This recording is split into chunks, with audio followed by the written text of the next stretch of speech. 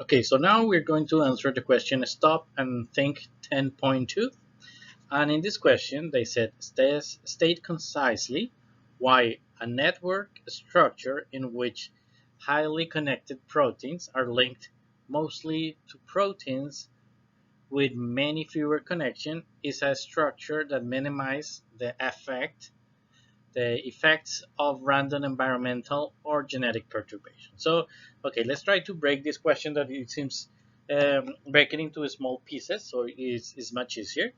So the first thing that they are asking here, they are telling you, imagine that you have a network here. Yeah, imagine that you have friends in Facebook, and maybe there is connectivity. You have a friend with this. You're a friend with this person, and you're also friend with this person. Yeah, and this is pretty simple, but when you have thousand and thousand and thousand of connections, what they have found is that when you have thousands of connections, you find very interesting patterns of connectivity. Yeah. So, uh, and let me show you what they found. So, I wonder you think about connectivity. So, and I just gave you the examples of friends in Facebook because it's something that is very easy, but it can apply to many other things.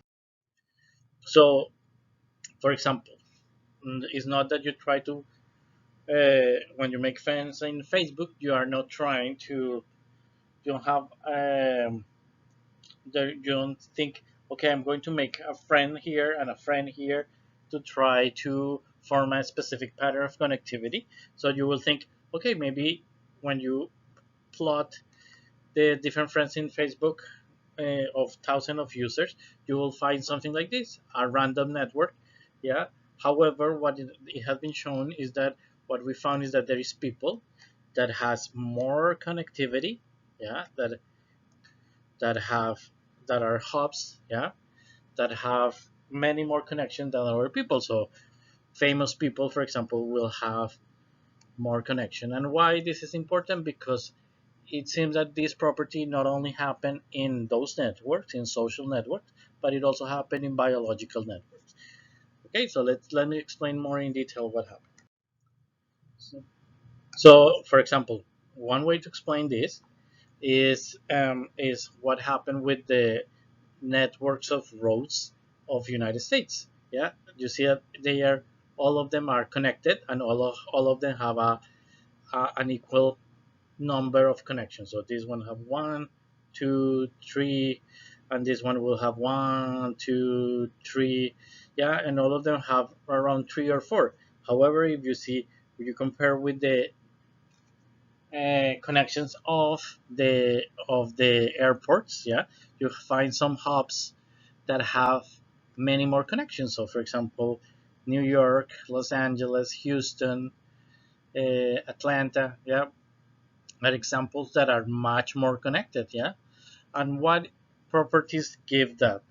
Yeah, one property that it gives is that, for example, if you break this um, this part of the network, here you are going to, if you want to go now, if you want to go from this part of the state, yeah, you will have to take a much longer path. Yeah, if you want to go here, for example, let me go. If you want to go here, yeah, and you are here, yeah, instead of going in this direction, now you will have to go back and take a much longer path. Yeah. However, if you have a problem with this network, here is okay. If you have a problem here, it's okay because uh, the most important will be these nodes. These nodes are the ones that are key. These small nodes, the ones that have very little connectivity, are not the ones that are important. So yes, so here is the explanation. As I said, you can check that. If you in these random networks, they are much easier to collapse. However, in the networks that display these highly connected patterns of connectivity, they are they you can make some mistakes, or there can be some failures, and nothing is going to happen. The problem will happen is just if those few hubs have problems. Those one will create some problems. And what they found so far is that those networks, it seems to be a network of fractals. That is very interesting. So they have, when you go on, they show patterns of connectivity that they are like the more connected networks will be even more connected than the rest ones. Yeah. So when you go there and you go and zoom in, you will see the same patterns of connectivity. Okay, so what are the biological implications of that? Pretty simple. Well, if you remove these parts of the nodes, if you have mutations here in between these, this is the map of interacting proteins in yeast. And if you have a mutation here, you might not have even a phenotypic effect. There is, or the changes are not lethal. So most of the evolutionary changes don't have any change. However, if you have changes here, for example, in this here in this particular one that is the highly connected, this is going to be a hub that is more likely to be lethal. Yeah. So some genes that are highly connected, here you will have knobs that are also highly connected, so those will be more chances of being lethal. So in other words, why evolution can take place when you have these patterns of connectivity, because there are many more nodes, many more proteins that are not that removing it, it will not cause an effect. So the biological networks that have this type of scale-free networks are called. And so depending on the independent of the scale, they will have the same. Independent of the scale, they will have the same patterns of connectivity. They are very robust. Yeah, so they are robust,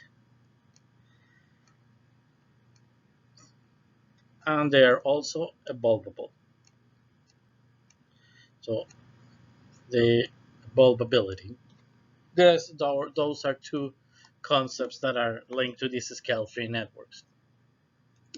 That why evolution can take place, because you can modify many of these proteins without causing lethality, and there are only few nodes that definitely you cannot change. So to conclude, uh, the idea is that the idea is that instead of having random networks, that those random networks that they will have a, a, a, a, that they will allow that perturbation with a spread across of most of the network. We have only few highly connected nodes, so the spread of the perturbations will be limited, and this will make both robust and evolvable all these type of biological networks. Okay, if you have any doubt, let me know, and we can talk about it. Have a good day, and